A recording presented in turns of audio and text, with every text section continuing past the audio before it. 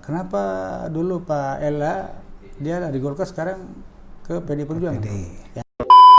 Pertimbangan saya mengapa saya pilih PD Perjuangan, yang pertama mohon maaf saya ketika ketegasan Pak, insya Allah 2024 maju.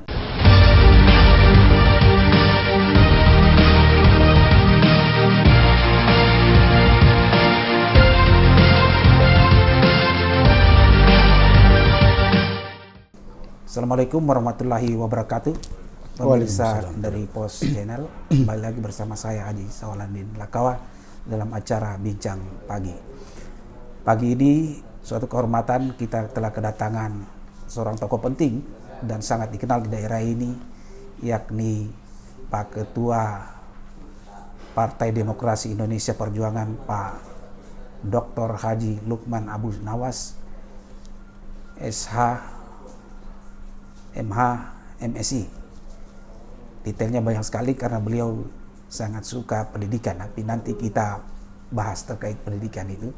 Hari ini Pak Wagub kita aja diskusi terkait dengan posisinya sebagai Ketua Partai Demokrasi Indonesia Perjuangan yang kemarin berulang tahun, ya.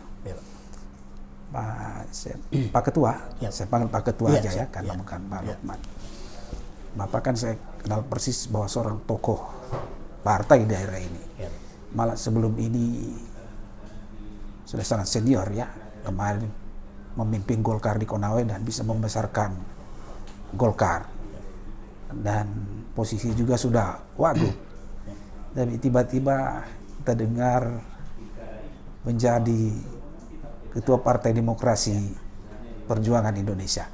Mungkin bisa dijelaskan sedikit bagaimana ceritanya sehingga Bapak memilih Partai Demokrasi ini. Terima kasih Pak Sawal. Assalamualaikum warahmatullahi wabarakatuh. Ya, selamat pagi dan siang. Tentunya apa yang tadi Pak Sawal mengatakan kepada saya bahwa saya sebagai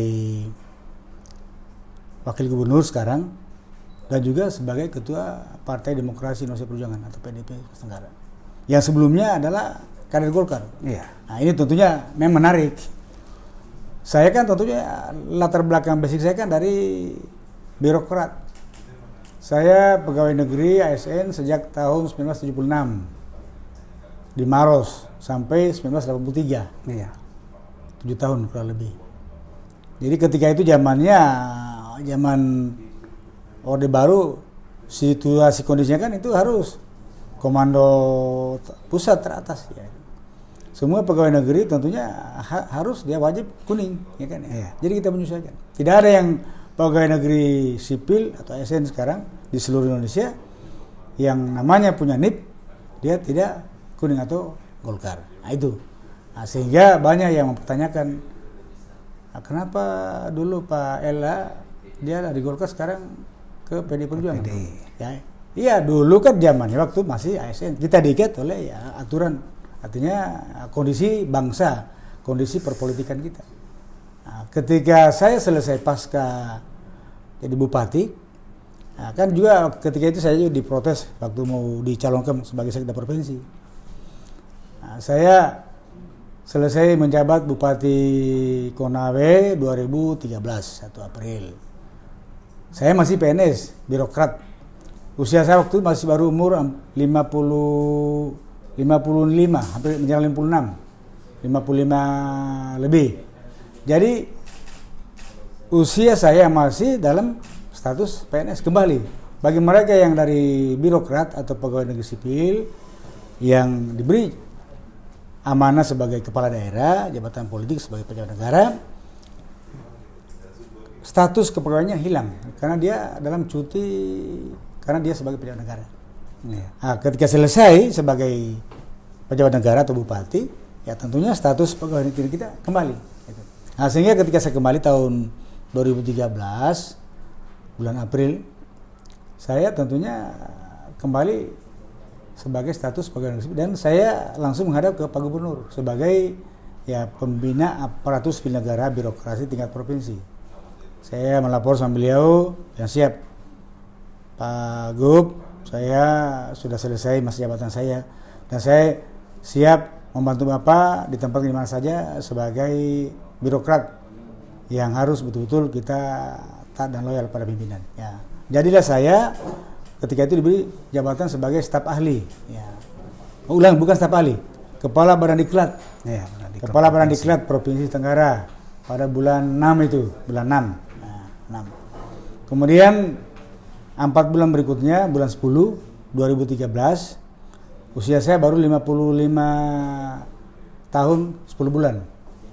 Saya juga diberi rangkap jabatan sebagai staf ahli bidang hukum dan politik.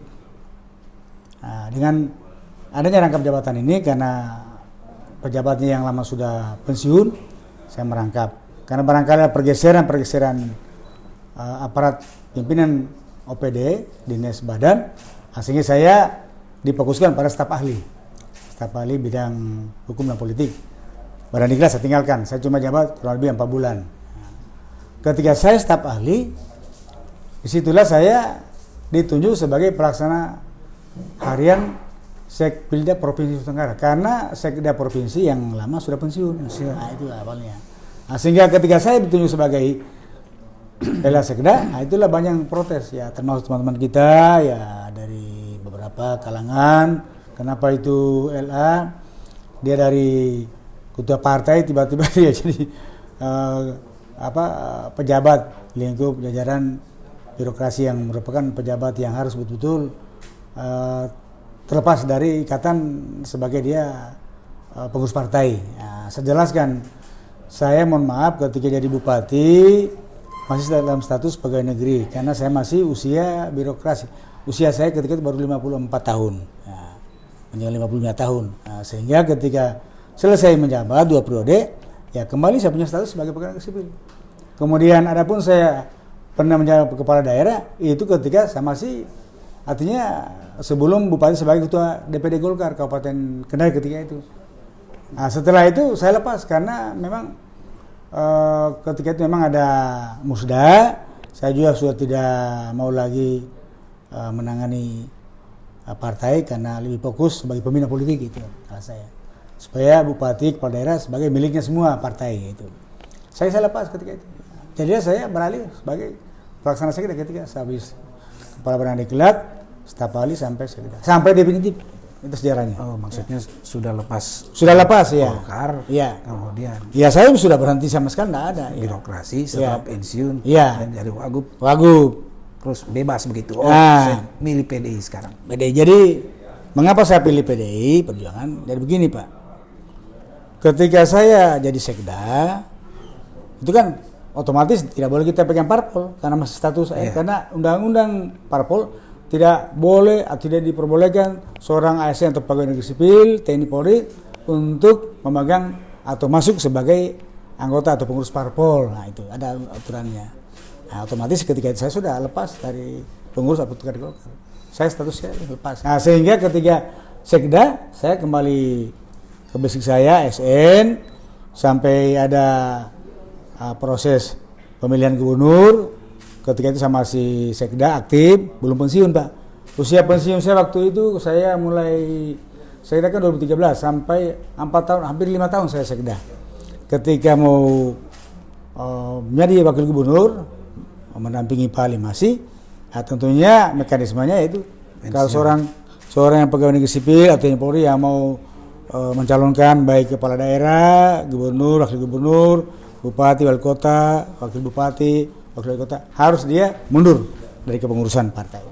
Tapi saya kan waktu itu kan pegawai negeri sipil. Nah, itu. Ya. Cuma yang saya mundur karena pegawai negeri sipil saya. Nah, sampai saya jadi wagub. Saya wagub sudah ke 2 tahun lebih. Nah, ketika itu ya seorang wagub, seorang wakil gubernur, kemudian yang tidak punya partai, walaupun diusung kemarin oleh Partai Nasdem dan Partai Golkar untuk proses pemilihan gubernur, wakil gubernur, tapi saya artinya bukan kader dari partai mana. Nah, nanti setelah berjalan 1 tahun saya menjabat gubernur, barulah beberapa parpol datang, artinya menawarkan itu. Antara lain pernah juga dari Gerindra. Bahkan dari PAN juga, karena saya orang Muhammadiyah. Tapi saya bilang jangan dulu, saya lihat kondisi dan sebagainya. Nah, sehingga ketika Komperda untuk PD Perjuangan 2 tahun yang lalu, saya dimasukkan sebagai Dewan Pertimbangan. Dewan Pertimbangan itu. Nah, begitu Dewan Pertimbangan saya punya kartu anggota KTA, berarti saya sudah sebagai kader PD Perjuangan. Itu. Ya kan Bapak masuk juga sebagai Ketua Dewan Pertimbangan kan persetujuan. Iya. Ya pertanyaan, kenapa Bapak di PDP?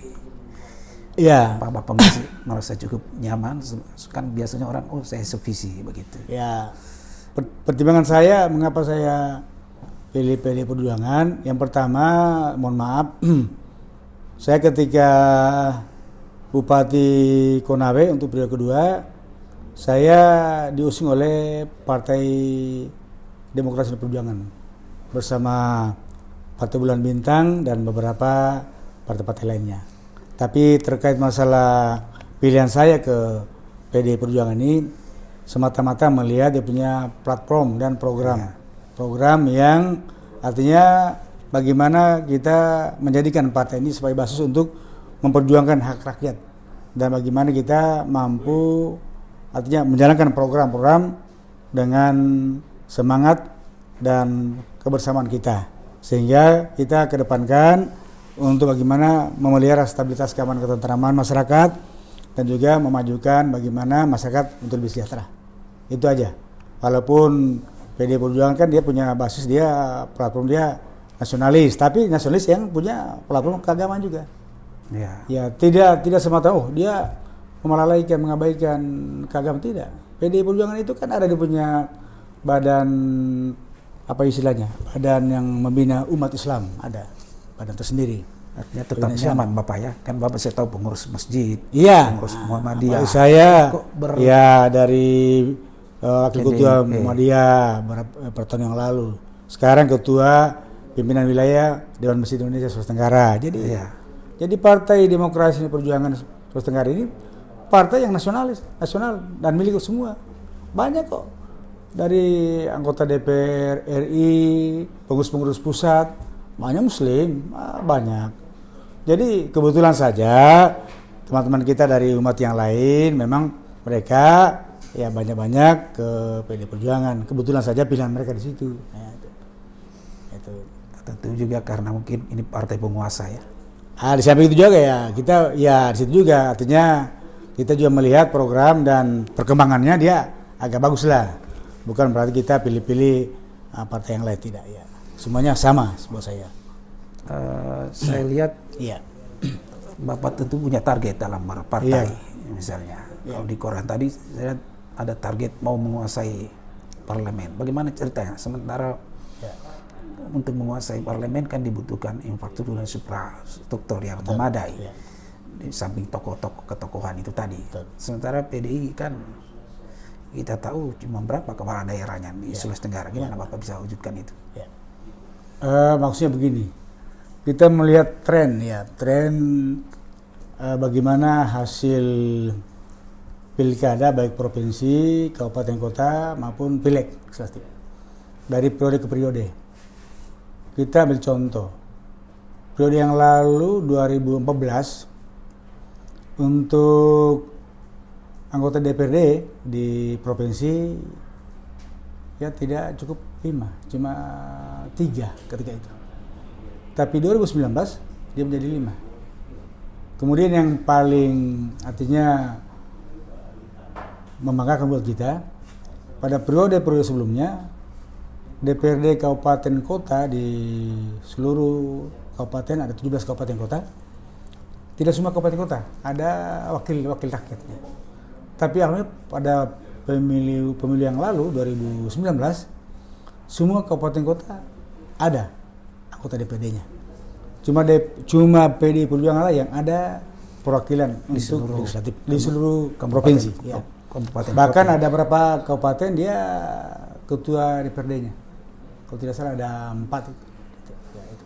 Nah, sehingga untuk proyeksi kami ke depan, insya Allah ini kan kita proyeksi ke depan untuk 2024. Artinya dengan dasar yang ada sekarang kita bisa artinya meningkatkan lagi.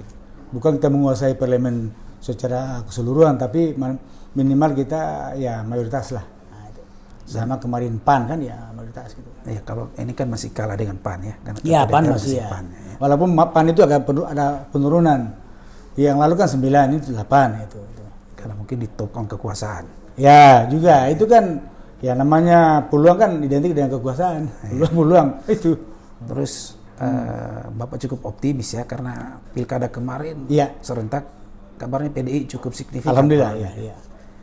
Kemarin kita pilkada serentak dari 7 kabupaten kita meraih 5 kabupaten, 5 kepala daerah. Alhamdulillah. Itu dukungan atau kader murni yang tampil? Yang kader murni ada 3, yang koalisi ada 2. Yang kader murni itu ya antara lain PDI, Muna, kemudian Wakatobi, atau termasuk Koltim di kader murni itu dengan kemarin coba wakil bupatinya di Kona Utara itu, yang lain koalisi.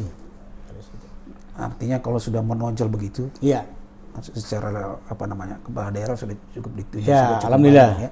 Sekarang kan bupati kita yang ada kan ada 3 bupati dan 1 wakil wali kota. Bupati Buton Tengah, Bupati Buton Selatan, Bupati Buton Utara walaupun kalah pilkada baru ini. Kemudian wakil wali kota Bau-Bau. Kalau melihat sudah cukup signifikan, misalnya keberadaan eksistensi PDI di Sulawesi Tenggara, ya. Apakah Bapak sebagai ketua partai akan memanfaatkan potensi tersebut dalam 2024 nanti? Karena dari tahun kemarin kan kita dengar Bapak ini sudah mau jadi gubernur, hanya terpilih jadi wagub. Nah, apakah ingatan itu akan berlanjut di 2024? Gimana Pak? Ya. Jadi tentunya program yang utama saya adalah membesarkan partai dulu, kemudian kita menambah kursi, terutama kursi perolehan di parlemen baik di kabupaten, kota dan provinsi. Kemudian kita memperbanyak kita punya kepala daerah. Dan alhamdulillah kemarin ya sudah ada 3, 1 wakil wali kota, sekarang ketambahan lagi sudah 5. Dan insya Allah ini kan sudah 9. Kita punya target lagi untuk kebetulan kalau jadi undang-undang yang sementara digodok ini setelah pilkada pemilu 2020 kalau ada, ini kan 7 kabupaten kota yang akan pilkada lagi serentak. Antara lain Kota Kendari, Kabupaten Bomana, Kolaka Utara, Kabupaten Buton, Muna Barat, Buton Selatan, Buton Tengah. Nah, ini kita juga dari 7, ya kita targetkan minimal 5. Ya itu. Untuk bagaimana PD Perjuangan bisa kita menguasai lagi untuk pilkada. Kalau jadi tahun 2022. Gitu. Tapi, tapi saya berangan, saya katakan, yang pertama membesarkan partai, kemudian bagaimana platform partai kita utamakan untuk berjuang kepentingan rakyat, demi kesejahteraan dan kemakmurannya. Kemudian bagaimana kita selalu memelihara kestabilan Kamtibmas supaya dapat kita membangun daerah, artinya program-program pemerintah bisa betul maksimal, sehingga dengan adanya stabilitas keamanan ketentraman terpadu, terkendali, kesejahteraan masyarakat yang betul-betul ya secara perlahan-lahan dia meningkat, dengan sendirinya dia akan melihat figur mana yang cocok jadi kepala daerah. Jadi kita sinkronkan dengan program kita. Ya. Artinya Bapak ingin melihat dulu posisi pilkada serentak lagi tahun 2022. Ya. Setelah signifikan baru menentukan sikap begitu. Ya, artinya sekarang aja sudah artinya mengarah ke sana, Artinya peluang kita lebih besar lagi kalau kita lebih banyak kita punya kepala daerah. Yang sekarang saja alhamdulillah kita masih bisa, artinya optimis juga bisa kita meraih, apalagi dengan pengalaman bukan berarti saya menonjolkan diri di bidang pemerintahan dan pengalaman bagaimana pilkada, baik memenangkan teman-teman di daerah, dan juga ya saya sebagai anak daerah yang betul-betul ikhlas membangun daerah, pengabdian tanpa batas, mengabdi tanpa batas, artinya dimanapun kita berada dalam posisi apapun juga kita mengabdi untuk bangsa, negara, dan agama. Kalau kita mengabdi ikhlas, ya rakyat akan juga betul-betul merasakan bahwa ini kader-kader yang diharapkan yang selalu menyentuh kepentingan rakyat. ketegasan Pak, insya Allah 2024 maju. Insya Allah ya. Saya aja yang punya partai itu sudah jelas, apalagi orang-orang yang belum saja jelas partainya kok sudah berikan sosialisasi. Kalau saya sih sudah jelas, kemudian koalisi partai sudah laksanakan, parpol mana kita sudah bersinergi dan itu sudah utuh, sudah jelas. Ya. Gitu. Kalau melihat pengabdian Bapak ya, kan begitu panjang di birokrasi, ya. Kenapa masih jadi gubernur? Ya begini, buat saya itu saya katakan pengabdian saya tanpa batas sampai kita mengakhiri hidup kita di dunia. Saya semata-mata ikhlas untuk membangun daerah, membantu masyarakat. Masalah jabatan soal kedua. Tapi dengan jabatan yang kita miliki, kita membantu manusia. Kita membantu bagaimana ada sinkronisasi antara pemerintah pusat dan pemerintah daerah sesuai dengan potensi sumber alamnya untuk kesejahteraan masyarakat. Baik, terima kasih Pak Wagub. Nanti kita sambung. Siap. Ya, lain kali. Ya. Demikian yang bisa dari Pos Channel bincang pagi kita dengan Pak Ketua Partai Demokrasi Indonesia Lukman Abu Nawas. Silakan like, subscribe dan share. Terima kasih. Assalamualaikum warahmatullahi wabarakatuh. Waalaikumsalam.